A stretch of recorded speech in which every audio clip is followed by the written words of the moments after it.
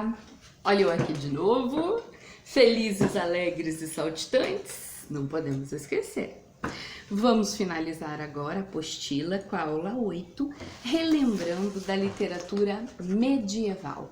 Vocês já estudaram esse tema no primeiro ano aqui do ensino médio e nós vamos para a página 154 e 155. Que período foi esse? Em que compreendeu esse momento? Essa era medieval, essa literatura chamada literatura medieval, ela compreendeu no período do trovadorismo e no período do humanismo. No período do trovadorismo foi no século XII que se iniciou. Foi do século XII ao século XV. E o humanismo no século XV. Só que esses movimentos, eles não ocorreram no Brasil. Por quê? Porque o Brasil ainda não tinha sido colonizado por Portugal. Então são movimentos literários, artísticos, que nós temos conhecimento em Portugal, na Espanha, na França, na Itália, enfim, em outros países, principalmente os países da Europa, que foram os países que mais nos influenciaram com a sua cultura, com a sua literatura, com a sua pintura, e inclusive com as questões dos avanços científicos, descobrimentos e invenções de várias épocas. O que nós temos aí no trovadorismo? Vocês lembram das cantigas medievais? Elas são classificadas em dois momentos. As que são chamadas de cantigas líricas e as que são chamadas de cantigas satíricas. As cantigas líricas é a cantiga de amor e a cantiga de amigo. Então, esse é o primeiro gênero, que é o gênero lírico. Por que lírico? Porque fala de amor. Lírico vem de lira, era aquele instrumento musical tocado, parecido como uma harpa, para fazer um plano de fundo de som para as poesias, para as cantigas serem recitadas, para as cantigas serem cantadas. Então essas poesias, elas eram cantadas, elas eram expostas oralmente. Durante muitos anos, elas só existiram assim, elas se propagaram assim, oralmente. Quando elas foram registradas num livro chamados de cancioneiros, foram feitos diversos cancioneiros, elas perderam muito daquela genialidade toda da cantiga. Elas perderam muito daquele lirismo todo, daquela apresentação oral, é o que dava o gosto para a coisa. A cantiga de amor era feita com eu lírico masculino direcionando-se a uma mulher. Vocês sabem o que é o lírico e a diferença de eu lírico e autor da poesia? Autor da poesia pode ser qualquer um. Pode ser um profissional, pode ser uma pessoa que goste de escrever e também queira expor seu sentimento. Agora, o eu lírico dentro da poesia é quem sente dentro da poesia. É quem é a personagem, aquela que está ali enraizada na poesia. Então, esse eu lírico era masculino, essas cantigas eram direcionadas a uma mulher, e geralmente a uma mulher numa classe superior muito elevada em relação ao homem. Por isso que essas cantigas também eram chamadas de cantigas da vassalagem. O homem sempre se colocava naquela posição de escravo, de vassalo da sua dama. Essas mulheres, por sua vez, também eram de classe alta, de classe elevada, pertenciam aí à nobreza, aos ambientes palacianos. Geralmente esse amor, gente, ele era platônico, não era um amor que necessariamente existia. Mas eles iam lá, os homens, encomendavam as cantigas de amor para os trovadores e eles cantavam para essas mulheres. Olha que lindo! Geralmente esse cara que gostava, que amava muito essa mulher, ele era chamado de coitado. Por que coitado? Porque ele sofria uma coisa chamada coita.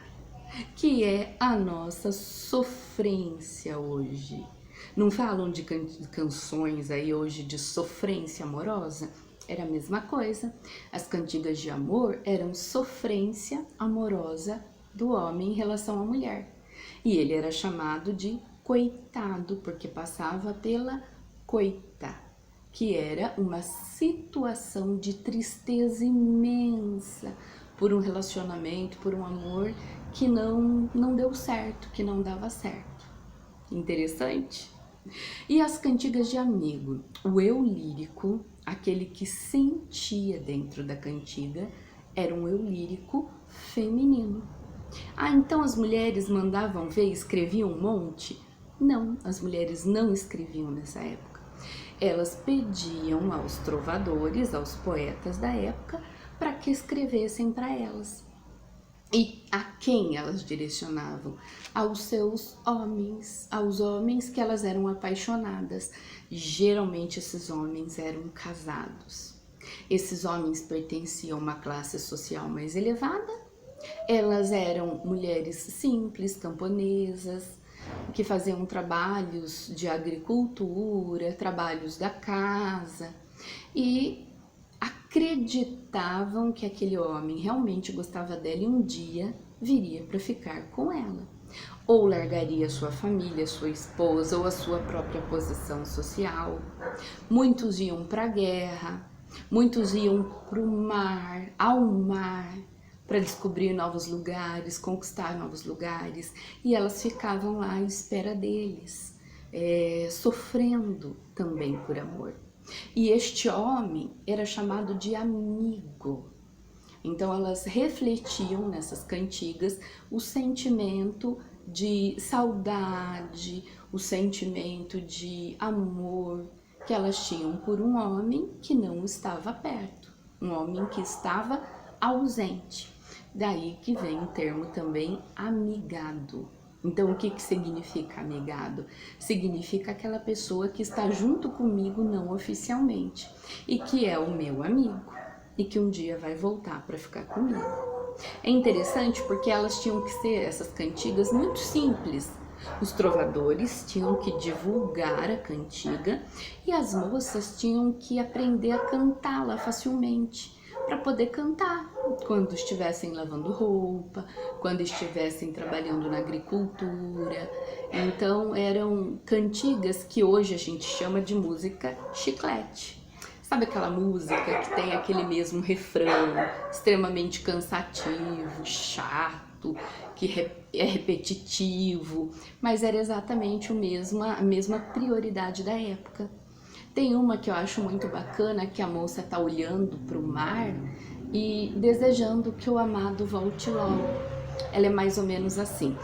Só para lembrar, elas eram escritas em galego-português, tá? Então elas diziam o seguinte, essa em especial. Ai, ondas do mar de Vigo, trouxestes novas do meu amigo? Ai, Deus ou é? Ai, ondas do mar levado, trouxestes novas do meu amado? Ai, Deus eu é? E assim por diante, ela repetia, ela dizia o quê? Ela dizia para as ondas do mar trazerem para ela novas do seu amado, do seu amigo, de quem ela ama e de quem está demorando muito para voltar. Então essa foi uma revisão das cantigas medievais líricas, de amor, de amigo e do gênero lírico. Agora nós vamos falar um pouquinho do gênero satírico.